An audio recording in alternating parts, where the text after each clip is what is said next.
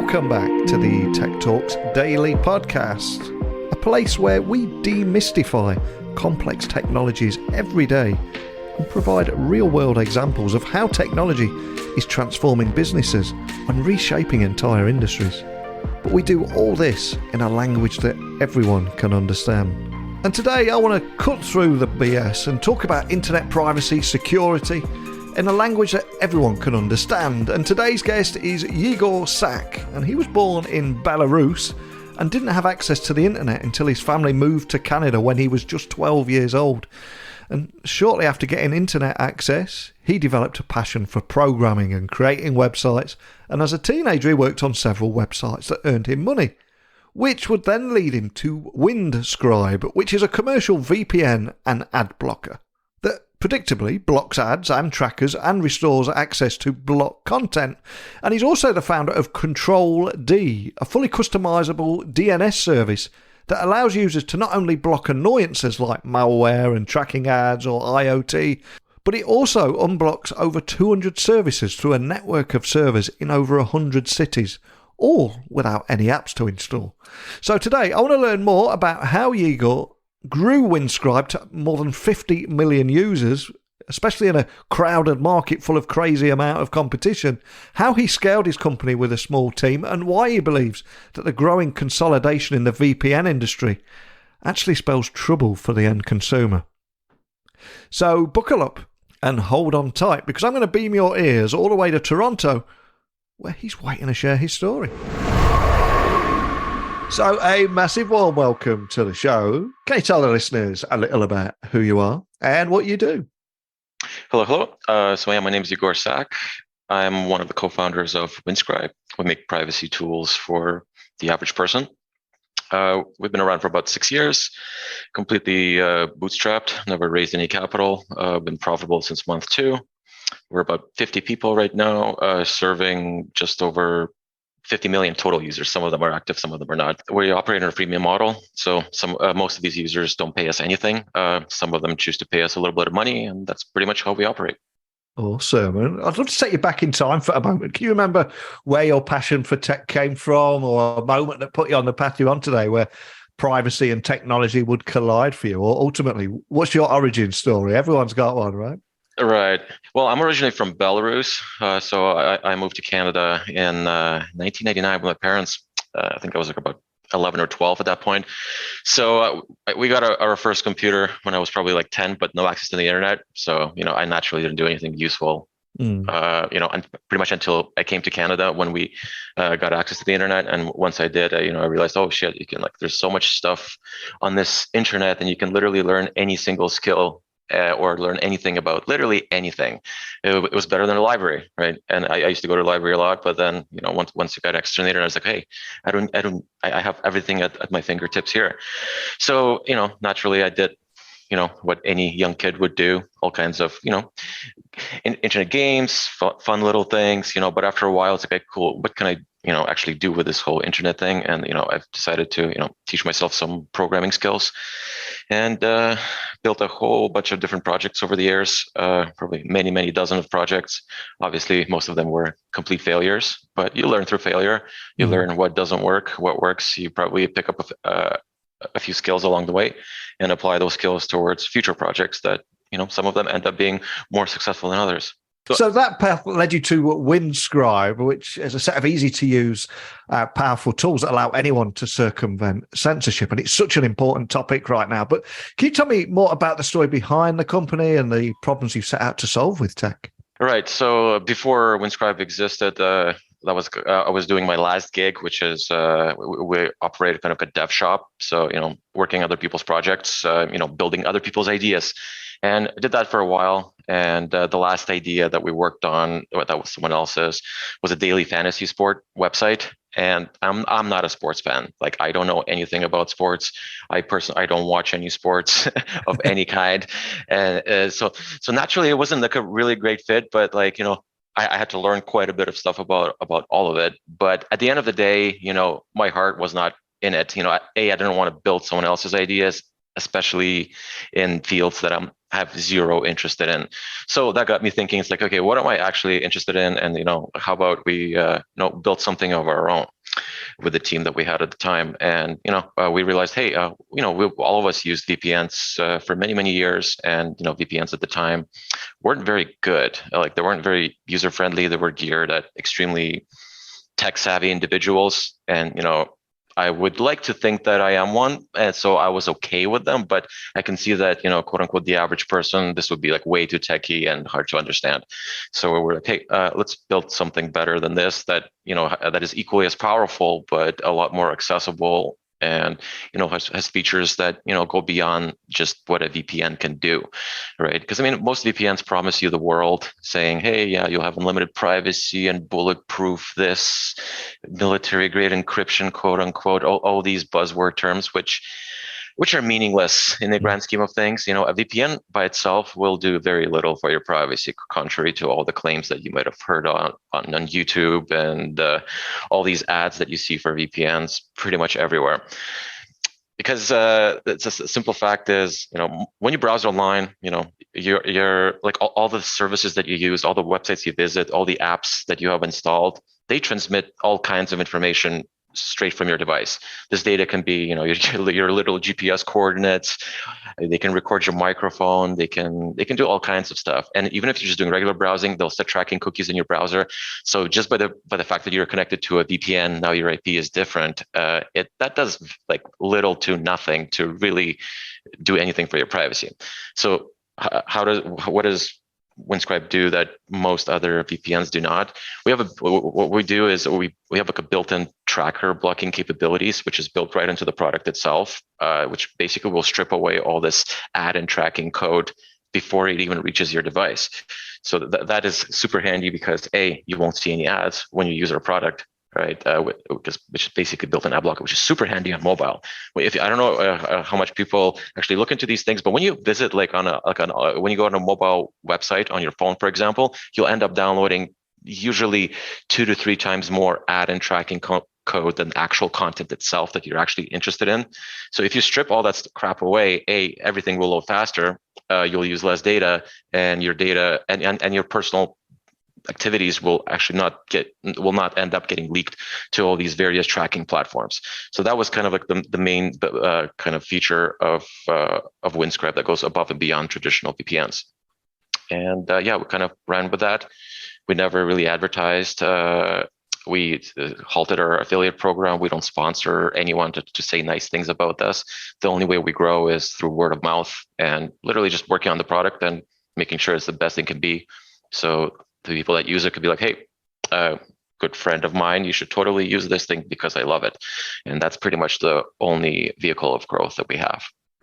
It's incredibly impressive, as is a free VPN and adblock with over 50 million users. It's a phenomenal achievement. And there's so many misconceptions and myths about VPNs. And I know governments, even here in the UK, leaders have made noises that, hey, VPNs are just for the bad guys, and let's try and not, or disable them. And a lot of people are completely unaware how it's a lifeline for many users in different parts of the world. And we will have people listening in 165 countries. So just to hammer home that point, can you just expand on why it's such a lifeline? Yeah, it's the people that need VPNs the most, I would say, are not living in Western countries, like North America and most of Europe. On average, people that use VPNs, they just do it for their own personal reasons, for their own personal privacy, because they don't want to leak their personal data to all these data brokers, which is fine, to have that kind of feeling. But that's more like a preference. Yeah. In a lot of places in the world, I would say a lot more people are affected by this than not. Places like China, Iran, or just most of the Middle East, really. Some parts of Africa, some parts of Southeast Asia, where internet censorship is very prevalent, right? And the governments are, not as nice as our governments over here, where if you say something bad about someone in charge, someone can literally come to your house, arrest you, and that's like the best case scenario. Mm-hmm. That in some cases that can lead to imprisonment or even death in obviously very extreme cases. So in those kinds of places, using VPNs is basically mandatory if you have any kind of ideas that are outside of what the government dictates that you should have.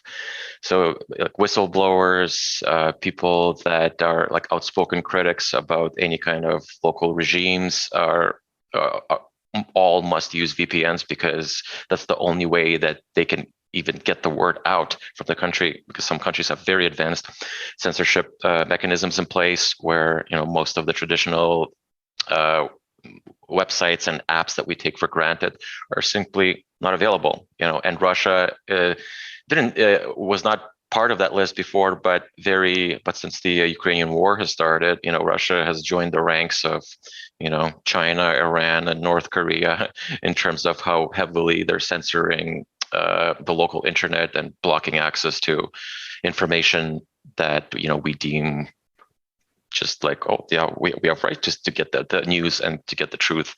Not over there, right? So people have to go out of their way to be able to get the information that we can just pull it up on the phone and see what's happening.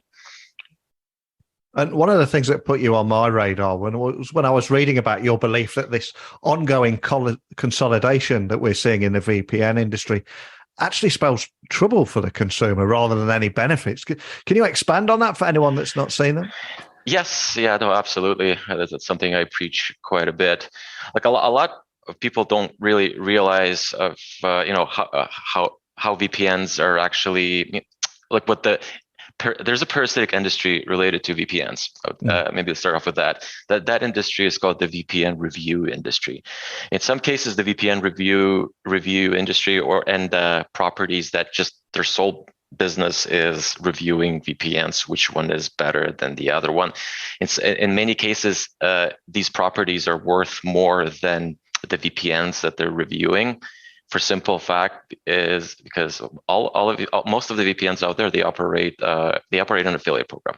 And affiliate programs basically pay people or organizations to bring in new customers, and the affiliate rates are quite high. In many cases, the affiliate rates are higher than what the actual company will generate in the course of a year or two, and they will pay this money out to whoever referred the customer. So this becomes a very lucrative industry to be in, to basically drive traffic to all these VPN to these VPN sites. And that leads me to the next point, that pretty much I would say 99.9% of VPN review sites out there review based on a single metric: who has the highest referral rates and how much money I can generate by referring one VPN versus another. There's no standards. There's no rules of any kind, really. It's just this company pays the most, therefore they're the best VPN, and therefore I'm going to drive in the most traffic because I will make the most money doing so. Right? That is the really single metric. And in most, I would say in any other industry out there, if you're selling, if you're reviewing phone cases or sock puppets or juicers or whatever, it really makes no difference if you buy the wrong sock puppet, the wrong juicer. You might be just, out of a few bucks because you bought the wrong product. But with, security products like VPNs, buying the wrong one could literally mean the difference between freedom and jail time if you're living in the restricted regime, like China, Iran, and all these other places. So, VPNs that pay the most being ranked as the best is hugely deceptive and very, very dishonest in the grand scheme of things, because that's not how security products should be reviewed. So Windscribe does not participate in any of those kind of schemes. We are ranked on we're not ranked at all because we don't pay anyone to rank us in the first place. But yeah, so that's kind of the state of the VPN review industry. And as a second layer, many VPN properties out there are being consolidated under the umbrella of a single kind of holding company. So whenever someone leaves one VPN product and then goes, okay, I'm going to try this other one that is very well reviewed, they'll end up basically using the exact same service with a different name, operated by the same company who's paying money to the same VPN reviewer. Now they're just going with, the second option, which happens to be the same property as the first option, right? Most people are not aware of any of this. They think they're getting a totally different company, a totally different service that will work better or fit their needs better in some way, but in reality, they're not. They're just trapped in this kind of bubble of dishonesty, and this information is not obviously not made hugely public. It's just it'll be fine print on page 147 of the terms and conditions that nobody ever reads. And yeah, as a result, a lot of people are left in the dark. Just to go off at a slight tangent here, just listening to your story, I'm conscious there's going to be a lot of startup founders listening around the world. And I've got to ask, can you tell me the story of how you grew Windscribe to 50 million plus users in an industry that's known for having a crazy amount of competition? Because again, it's phenomenal what you've achieved here. What is your secret? Can you tell me more about the story? Like honestly, the main thing that worked, and sorry, I should add, we did operate an affiliate program early on because everybody else did. So we're like, hey, okay, obviously we have to have one too because that's the only way we can compete. But after we realized that this is a losing proposition because we're simply competing on who can pay more money to these affiliate review sites, so VPN review sites, then this is like a race to the bottom. So we're like, hey, we're not going to participate in that. So we did drop that. But the main vehicle of growth for us has been listening to what people want, like basically direct communication with the customer. Like I am personally very reachable across pretty much all the channels that we operate in. You know, being Twitter, we operate at Discord, which has thousands of people hanging out. And kind of like basically Discord is super great because you can go and have a conversation real time with your most loyal users.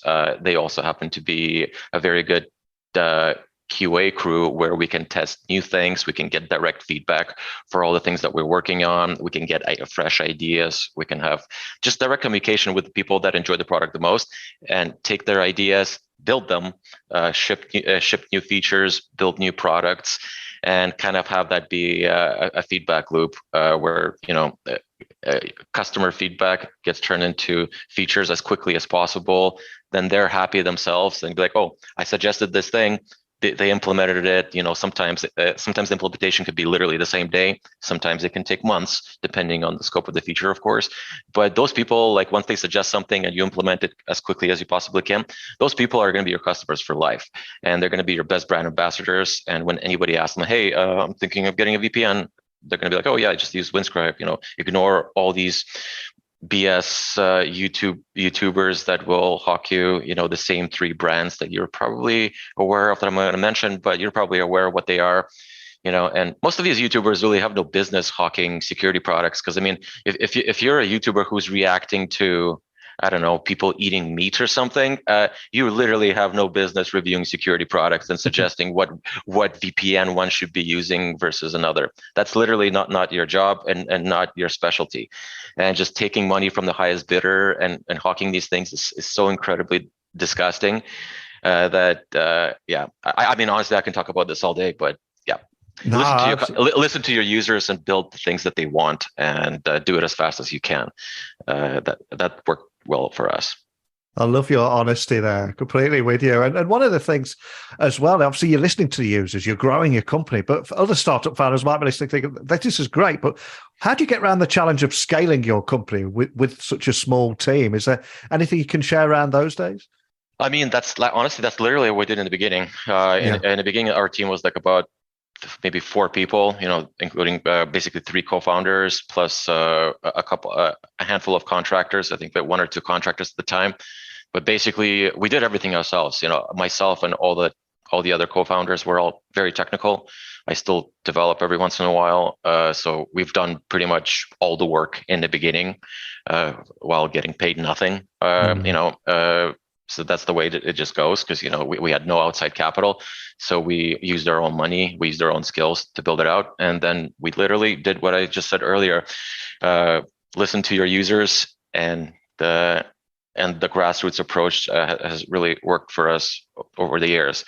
I'm not going to say this strategy is super amazing because in the grand scheme of things, had we done what our competitors have done, which is dump a lot of money into ads and sponsorships and all this stuff that we are philosophically against, we would probably grow a lot faster than we have so far, right? And by probably I mean definitely.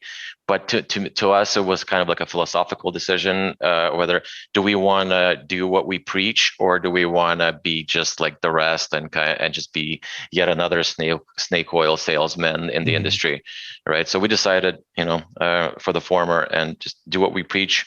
Maybe the growth has been slower than we'd like, but it has been pretty sustainable. It cost us nothing other than our time, and yeah, I mean, so far it works. And I think I should also highlight, you're also the founder of Control D. Can you tell me more about what that is and the problems that you set out to solve with that too?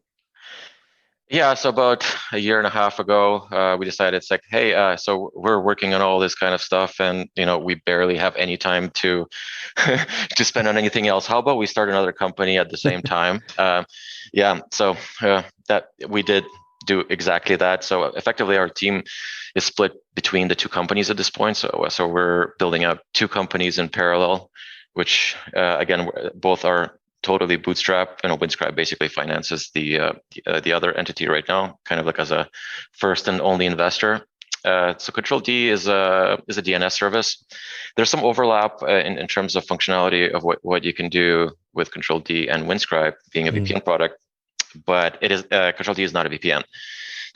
In terms of functionality, what you can do with it is very similar as Windscribe, but being able to control your browsing experience is basically the primary feature, and you can do so without any applications to be installed, which is kind of like its magic sauce. Unlike most things out there, it's always get our app, get this. There are no apps because the DNS system does not require any apps. It's currently it's targeted at fairly advanced power users who understand how these systems work. And our eventual goals are to build business level solutions, which is actually what we're working on right now, because we feel that our target customer, not just feel like based on again communication with the user base that we have so far under Control D, talking to them every day, hearing out what they have to say, what suggestions they have, and implement them as fast as humanly possible.